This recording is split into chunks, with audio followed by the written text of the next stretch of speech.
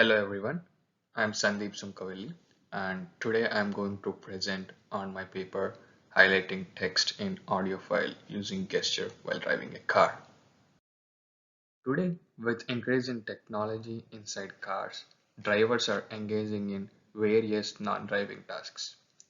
The problem is we do not know how to support them in completing these non-driving tasks efficiently and return to the driving safely. And it is important because driving is a visual task which requires a lot of concentration and focus. Any secondary task during driving is a distraction. One of the many secondary tasks while driving is hearing to audio file and highlighting text in an audio file. So, in this paper, we'll deal with a task where driver will highlight text from an audio using gestures. The problem we are dealing here is we do not know how gesture can be best used to allow highlighting audio content while driving a car. That is, we do not know how highlighting should be initiated and stopped by the user, and also which gesture should be used for highlighting. While coming to goal of this paper, the goal is to find out a gesture which suits user to highlight the text in an audio file while driving a car. The hypothesis we considered in this paper is that the gesture which can accurately start and stop highlighting the text will be the comfortable gesture for the driver. To test the proposed hypothesis, we have conducted an experiment with 5 participants who are students of University of New Hampshire from the departments ECE and CS between the age group of 25 to 30 years. To understand the design of the experiment we are using to test the hypothesis, one should understand what is Wizard of Oz. So, Wizard of Oz, so it is a research method, and we got this name from the story by L.F. Baum. So, in this story, the wizard fools everyone by creating a vision of himself to look powerful by using a set of controls while he hides behind a curtain concealing the reality. The Wizard of Oz allows a user to interact with an interface without knowing that the responses are being generated by a human rather than a computer by having someone behind the scenes who is pulling the levers and flipping the switches.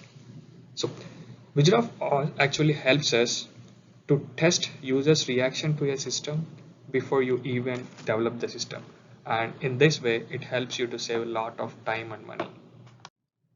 Before we go into any details of the task which we'll be performing to test the hypothesis, I want you to look at a demo in which the participant is trying to highlight a sentence, and the sentence is as follows. It's a problem you think we need to explain ourselves. Don't. So he will be using air quotes as a gesture to start and stop highlighting this from the audio. Things up. Dave, Penny's going on the block. You're my first call. Because he's making the rest of the team look bad. He's going to be a rookie of the year, you know. Probably an all-star. He's an all-star, Dave. No, I want a reliever in cash. Okay. You got 5 minutes, Dave. I'm not waiting.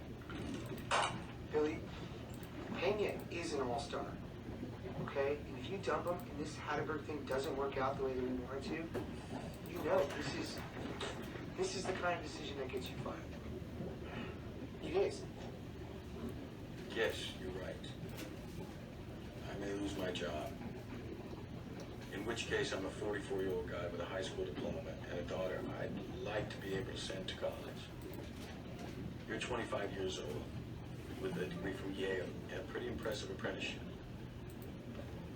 I don't think we're asking the right question. I think the question we should be asking is, do you believe in this thing or not? I did. It's a problem you think we need to explain ourselves. Don't. To anyone. Thanks. So I might use this video.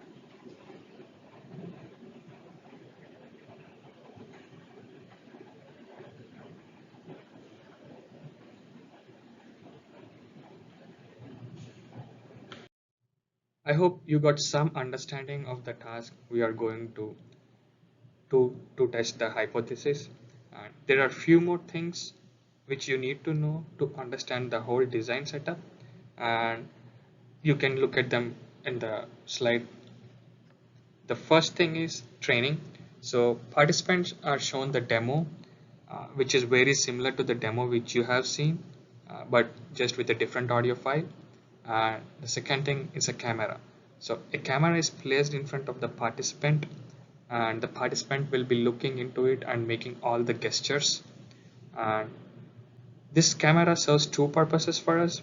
One is to record the entire experiment for our future reference, and the other thing is it's a part of Wizard of Oz setup. And in this experiment, I will be the wizard who will be looking at the video in my watch throughout the experiment. And the third thing is a stopwatch in sync with audio file.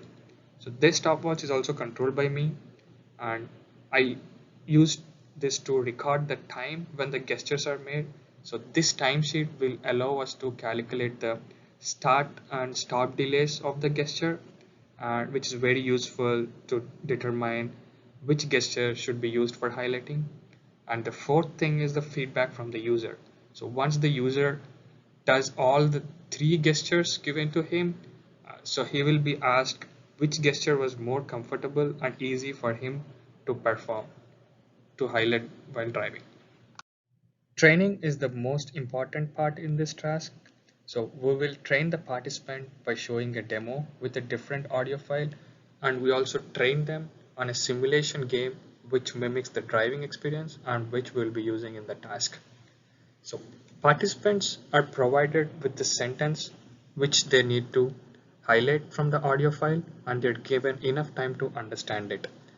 Gesture is given just before the task, and we have three gestures to test, so we will be performing the task 3 times, and the gesture with the participant need to perform is given just before the task. We'll start the task when users are comfortable with the simulation game and how to highlight.